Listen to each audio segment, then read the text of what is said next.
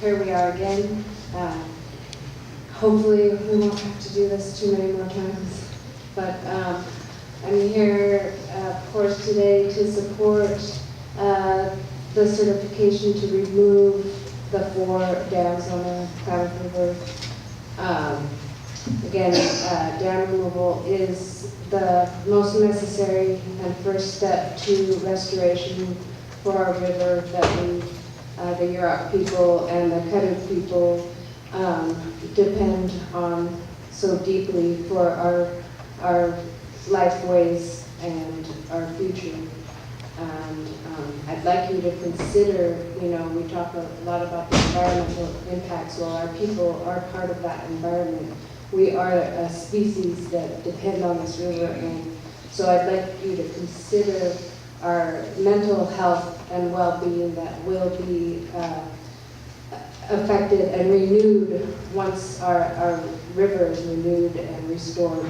I come tonight from Klamath. My ancestors lived along the banks since the world was created. I speak for them when I say the river is my mother, just as important as my biological. Growing up, I never had too much. The river at moments in life, that's all I ever had. I come from a big family with 6 relatives, 2 brothers, 2 sisters, and the river.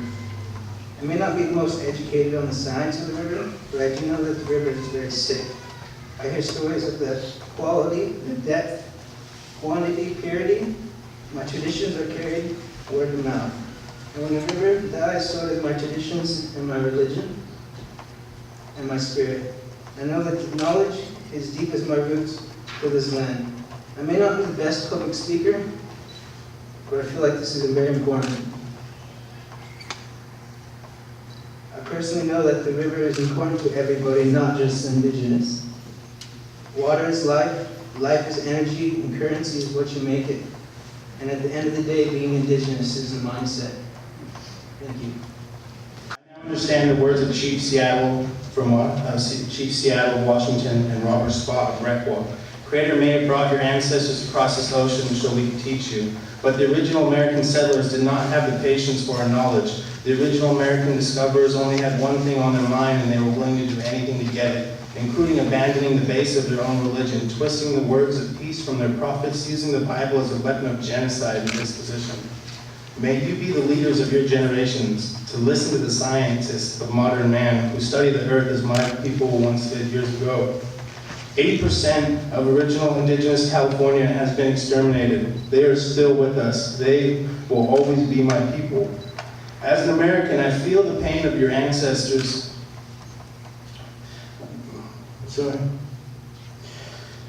As an American, I feel the pain of your ancestors because they are now my ancestors as well. We may differ in many ways, but the shames and benefits of a colonized America are shared.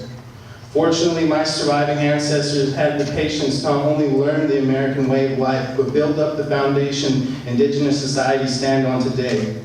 Fortunately, my people left the banks of the river to learn English language, so your ancestors would no longer treat us as savage beasts, but instead listen to us as fellow Americans. Living on a reservation, I see the stress of historical trauma on a daily basis. Although I strive to live a good life, every day is a struggle. My whole existence has been among these rivers as a fisherman, but now there are not enough salmon, not even for each of my people to have one fish. My first boat had been burned and carved from the ancient wood of my uncles, but I cannot do the same for my nephews because most of our forests I cannot grow. My favorite memories were formed deep within the redwood forest or at the mouth of the Klamath River, where my parents raised me. These are the same places I will spend the rest of my life. I was brought up in a world of traditional values surrounded by the love and pain that come with being indigenous. Many people in this room have guided every step of my growth and support the work I do now. Family lore states, as a man of the river, when the river is sick, I am also sick. When a family member is sick, we do not leave them, we help them get better. And that is what I'm asking you to do, is to help us be able to help our family make themselves better. Because we have people coming back to our homeland, but we cannot support them without a healthy, thriving river. So I ask you guys, please help make our rivers great again. Thank you. comment that from the tribal leadership, we fully support the removal of the dams, but also too, I wanted to talk, get on the record to talk the importance of the impacts on our culture that it has for us. As a couple of my young brothers have mentioned, lack of salmon this last year. We had more tribal members than we had fish to give out, and so that was a real huge impact on us. We rely on our salmon for our way of life. We are traditional people. We are hunters. We are gatherers. We are fishermen. We are strong Indian people that rely directly on the salmon that it provides for us. And at the same time, we mentioned the respectfulness. We respect the river and the Mother Earth that it has provided for us. But getting back to that culture component of it this year is really disheartening to provide not just our elders. We're taught to give the fish to our elders, our community members during our ceremonies. And so when we don't have none of that makes it really tough and really challenging. It doesn't stop the way we are, but it makes things more difficult, and it's a huge red flag, not just this year, but it has been for the last 4 or 5 plus years. And so I just wanted to comment on that on the cultural side of it. I remember the first time that I was told as a teenager that I shouldn't swim in the river because it wasn't healthy. And I couldn't understand then, and as being a council member, I'm slowly, learning everything that has contributed to it. And the one thing that I have learned is that the dams are in fact the contributing factor to the poor health of the river. And so that's sad to me. That I have to put out notices, and I put out several throughout this last year to the tribal membership that the river wasn't healthy to touch. That elders and children and animals should not go into the water. And with the Yurok tribe, that reservation is on both sides of the river, going for 35 miles, up from the mouth, that is a really sad thing to have happen, that you can't even touch the water that's in your backyard because you can get sick from it. And so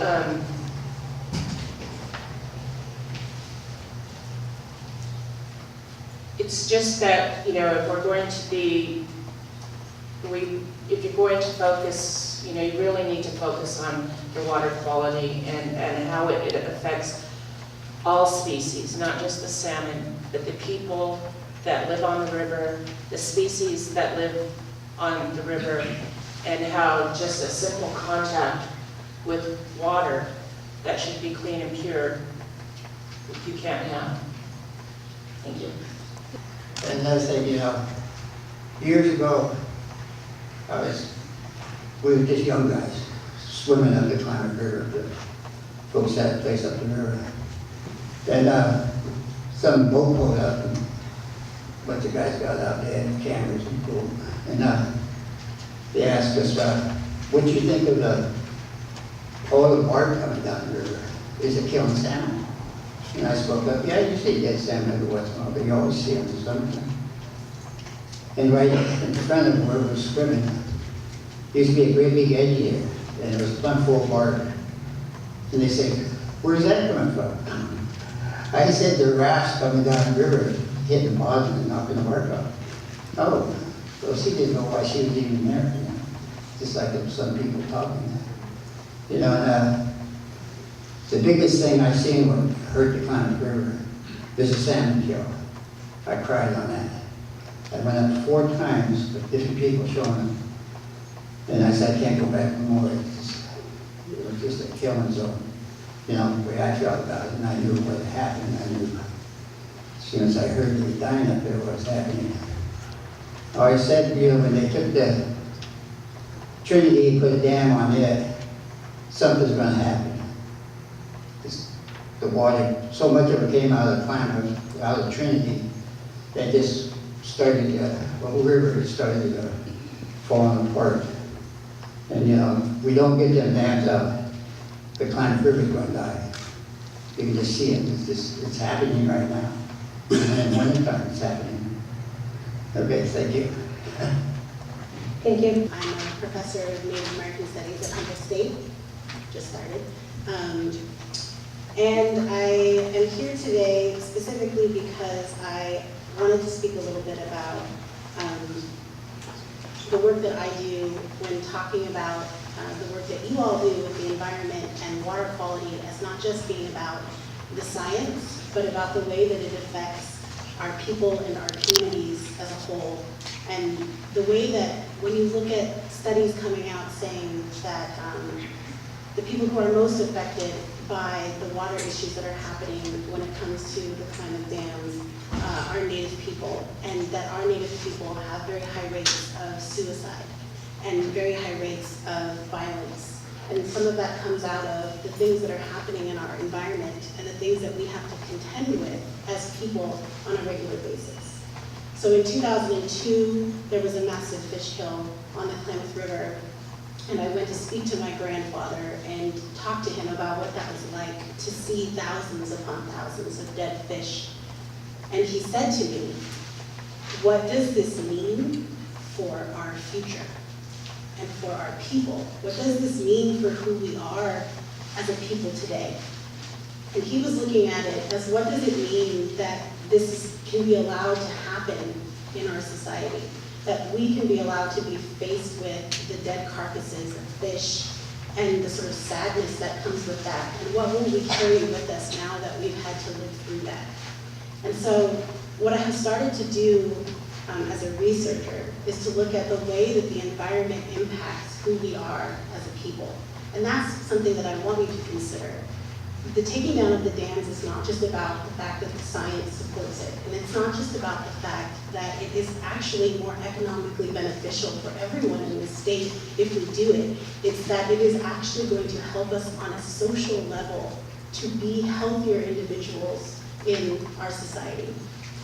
I think a lot about the late Vine Laureate Jr., who was a Native American Studies scholar, and what he said was, one of the things about the society that we live in today is that we are taught that we live in a world of rights, not responsibilities. And we start to think that things are our right. We have a right to this water. We have a right to have dams, rather than what is our responsibility to the world that we live in. And Native people have always looked at our responsibilities. Who are we responsible for and to? We do not fish just because it is our right. We fish because it is part of our responsibility to this earth. It's the things that we take care of. And so as you move forward, I urge you to think about what your responsibilities are for our future. It's not just now, but 7 generations into the future.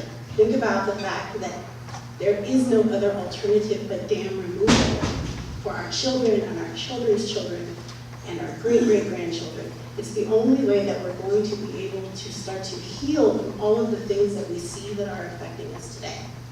Thank you.